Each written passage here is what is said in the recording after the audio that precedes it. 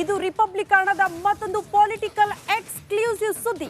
ಒಂದೊಂದು ಲೋಕಸಭಾ ಕ್ಷೇತ್ರದಲ್ಲಿ ಬಿಜೆಪಿ ನಾಯಕರು ಸಭೆ ಮಾಡ್ತಿದ್ದಾರೆ ಅಭ್ಯರ್ಥಿಗಳ ಆಯ್ಕೆ ವಿಚಾರಕ್ಕೆ ಸಂಬಂಧಪಟ್ಟಂತೆ. ಅದೇ ರೀತಿ ಬೆಂಗಳೂರು ಗ್ರಾಮಾಂತರ ಕ್ಷೇತ್ರದ ಸಭೆಯಲ್ಲಿ ಹೆಸರು ಪ್ರಸ್ತಾಪ ಆಗಿರುವ ವಿಚಾರಕ್ಕೆ ಸಂಬಂಧಪಟ್ಟಂತೆ ಸಭೆಯ ಇನ್ಸೈಡ್ ಮಾಹಿತಿಯನ್ನ ರಿಪಬ್ಲಿಕನ್ನ ನಿಮ್ಮ ಮುಂದೆ ಇಡ್ತಾ ಇದೆ. ನಾಯಕರಿಗೆ ಅಚ್ಚರಿ ಮೂಡಿಸಿದೆ ಬಿಜೆಪಿ ಸಭೆಯಲ್ಲಿ ಚರ್ಚೆಯಾಗಿರುವಂತಹ ವಿಚಾರಗಳು, ಹೆಸರುಗಳು, ಲೋಕ ಅಭ್ಯರ್ಥಿಗಳ ಆಯ್ಕೆ ವೇಳೆ ನಡೆದ ಇನ್ಸೈಡ್ ಮಾಹಿತಿ ರಿಪಬ್ಲಿಕನ್ನದಲ್ಲಿ. ಇದು ದಳಪತಿ ಹೆಸರು ಪ್ರಸ್ತಾಪವಾಗಿರುವ ಮೆಗಾ ಇನ್ಸೈಡ್ ಸ್ಟೋರಿ. ಬೆಂಗಳೂರು ಗ್ರಾಮಾಂತರ ಕ್ಷೇತ್ರ ಬಿಜೆಪಿ ನಾಯಕರ ಸಭೆಯಲ್ಲಿ ಯಾವ ಅಭ್ಯರ್ಥಿಯನ್ನ ಕಣಕ್ಕಿಳಿಸಬೇಕು ಅನ್ನೋದ್ರ ಬಗ್ಗೆ ಚರ್ಚೆಯಾಗಿದೆ. ಅಲ್ಲಿ ಪ್ರಸ್ತಾಪ ಆಗಿರುವಂತಹ ಹೆಸರುಗಳು ಯಾರದ್ದು? ಬೆಂಗಳೂರು ಗ್ರಾಮಾಂತರ ಕ್ಷೇತ್ರ ಡಿಕೆ ಸುರೇಶ್ ಅವರ ಭದ್ರಕೋಟೆ. ಅದನ್ನ ಹೇಗಾದ್ರೂ ಮಾಡಿ ಭೇದಿಸಲೇಬೇಕು ಅನ್ನೋದು ಬಿಜೆಪಿ ದಳ ಪ್ಲಾನ್. ಡಿಕೆ ಸುರೇಶ್ ಅಭ್ಯರ್ಥಿ ಆಗಿದ್ರೆ ಯೋಗೇಶ್ವರ್ ಸ್ಪರ್ಧೆ ಸೂಕ್ತ ಅನ್ನುವಂತ ಅಭಿಪ್ರಾಯ ವ್ಯಕ್ತವಾಯಿತಂತೆ ಸಭೆಯಲ್ಲಿ. ಯೋಗೇಶ್ವರ್ ಹೆಸರು ಪ್ರಸ್ತಾಪ ಮಾಡಿರುವ ಬಿಜೆಪಿ ಶಾಸಕ ಮುನಿರತ್ನ ಅವರು ಎಚ್ ಡಿ ಕುಮಾರಸ್ವಾಮಿ ಅವರ ಹೆಸರನ್ನ ಪ್ರಸ್ತಾಪ ಮಾಡಿದ್ದಾರಂತೆ. ಯೋಗೇಶ್ವರ್ ನನ್ನ ಬದಲು ಕುಮಾರಸ್ವಾಮಿ ಅಭ್ಯರ್ಥಿ ಮಾಡಿದ್ರೆ ಒಳ್ಳೆಯದು ಅನ್ನುವಂತ ಅಭಿಪ್ರಾಯ ವ್ಯಕ್ತವಾಗಿದೆ. ಈ ಬಗ್ಗೆ ಮತ್ತಷ್ಟು ಡೀಟೇಲ್ಸ್ ಅನ್ನ ಕೊಡ್ತಾ ಹೋಗ್ತಾರೆ ನಮ್ಮ ಪ್ರತಿನಿಧಿ ಸುರೇಶ್. ನೇರ ಸಂಪರ್ಕದಲ್ಲಿ ಜಾಯಿನ್ ಆಗ್ತಿದ್ದಾರೆ. ಸುರೇಶ್, ಬೆಂಗಳೂರು ಗ್ರಾಮಾಂತರ ಹೇಳಿ ಕೇಳಿ ಸಂಸದ ಡಿಕೆ ಸುರೇಶ್ ಅವರ ಭದ್ರಕೋಟೆ, ಇಲ್ಲಿ ತನಕ ಅದನ್ನ ಭೇದಿಸೋದಕ್ಕೆ ಯಾರಿಂದಲೂ ಸಾಧ್ಯ ಆಗಿಲ್ಲ. ಬಟ್ ಈ ಬಾರಿ ಹೇಗಾದ್ರೂ ಮಾಡಿ ಒಬ್ಬ ಪ್ರಬಲ ಅಭ್ಯರ್ಥಿಯನ್ನ ಕಣಕ್ಕಿಳಿಸೋ ಮೂಲಕ ಭೇದಿಸಲೇಬೇಕು ಅನ್ನೋಂಥ ಪ್ರಯತ್ನಗಳಾಗ್ತಾ ಇದೆಯಾ? ಸಭೆಯಲ್ಲಿ ಏನೆಲ್ಲ ಚರ್ಚೆ ಆಯಿತು, ಡೀಟೇಲ್ಸ್ ಅನ್ನ ಕೊಡ್ತಾ ಹೋಗೋದಾದ್ರೆ.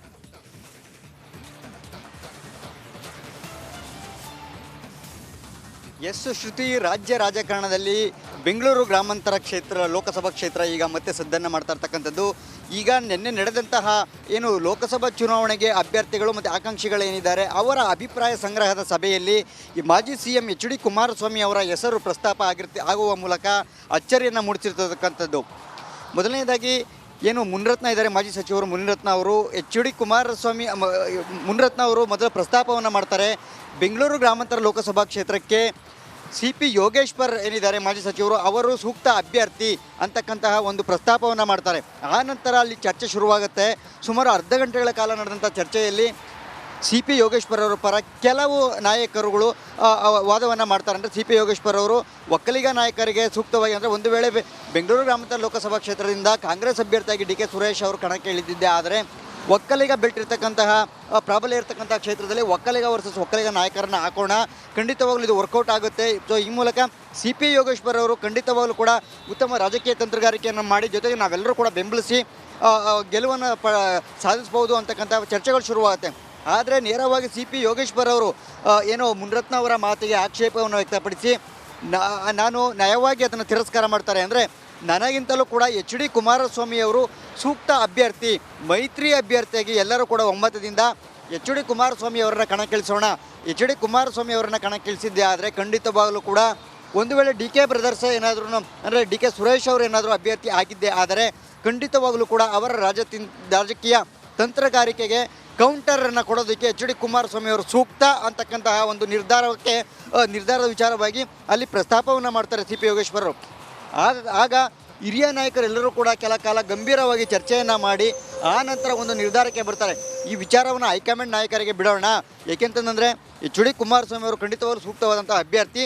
ಒಂದು ವೇಳೆ ಎಚ್ ಡಿ ಕುಮಾರಸ್ವಾಮಿ ಅವರು ಅಭ್ಯರ್ಥಿಯಾಗಿ ಒಪ್ಪೋದೇ ಆದರೆ ನಾವೆಲ್ಲರೂ ಕೂಡ ಒಮ್ಮತದಿಂದ ಅವರನ್ನು ಗೆಲ್ಲಿಸ್ಕೊಳ್ಳುವಂತಹ ಕೆಲಸವನ್ನು ಮಾಡೋಣ. ಜೊತೆಗೆ ಎಲ್ಲರೂ ಕೂಡ ಏನೋ ಯಾವುದೇ ರೀತಿಯ ರಾಜಕೀಯ ವೈಷಮ್ಯ ಇಲ್ಲದೆ, ಏಕೆಂದರೆ ಕಾಂಗ್ರೆಸ್ ಎಲ್ರಿಗೂ ಕೂಡ ಈಗ BJP-ಯಲ್ಲಿರ್ತಕ್ಕಂಥ ಎಲ್ಲ ನಾಯಕರಿಗೂ ಕೂಡ ಕಾಂಗ್ರೆಸ್ ನಾಯಕರೇ ಈಗ ಸದ್ಯಕ್ಕೆ ಟಾರ್ಗೆಟ್, ಅಂದರೆ ಕಾಂಗ್ರೆಸ್ ಎದುರಾಳಿಯಾಗಿರ್ತಕ್ಕಂಥದ್ದು. ಸೊ ಹೀಗಾಗಿ ನಮಗೆ ಒಂದೊಂದು ಕ್ಷೇತ್ರಗಳು ಕೂಡ ಭಾಳ ಮುಖ್ಯ. ಯಾರೇ ಅಭ್ಯರ್ಥಿ ಆದರೂ ಕೂಡ ನಾವು ಗೆಲ್ಲಿಸ್ಕೊಳ್ಳೋಣ, ಈ ವಿಚಾರವನ್ನು ಹೈಕಮಾಂಡ್ ನಾಯಕರಿಗೆ ಬಿಡೋಣ ಅಂತಕ್ಕಂಥ ಮಾತಿಗೆ ಹೇಳಿದ್ದಾರೆ. ಮುಂದಿನ ದಿನಗಳಲ್ಲಿ ಬೆಂಗಳೂರು ಗ್ರಾಮಾಂತರ ಕ್ಷೇತ್ರ ಯಾರ ಪಾಲಾಗುತ್ತೆ ಮತ್ತೆ ಯಾರು ಪ್ರಬಲ ಅಭ್ಯರ್ಥಿ ಆಗ್ತಾರೆ ಅನ್ನೋದನ್ನು ಕಾದು ನೋಡಬೇಕಿದೆ ಶ್ರುತಿ. ಓಕೆ ಸುರೇಶ್, ಧನ್ಯವಾದಗಳು ತಮ್ಮೆಲ್ಲ ಮಾಹಿತಿಗೆ.